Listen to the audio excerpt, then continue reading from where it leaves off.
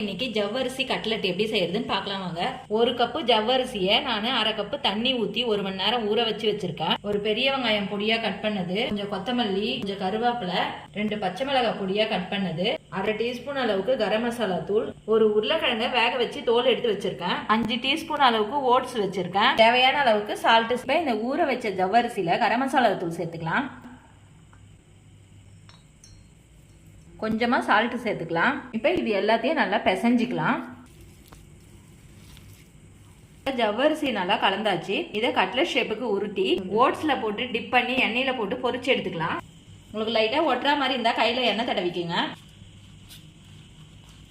இப்போ கட்லெட்லாம் உருட்டி வச்சாச்சு. எண்ணெய் மிதமான சூட்டில் வச்சுக்கோங்க, இல்லைன்னா கருகி போயிடும். இப்போ இந்த அளவுக்கு கலர் மாறின பிறகு இப்போ எடுத்துடலாம்.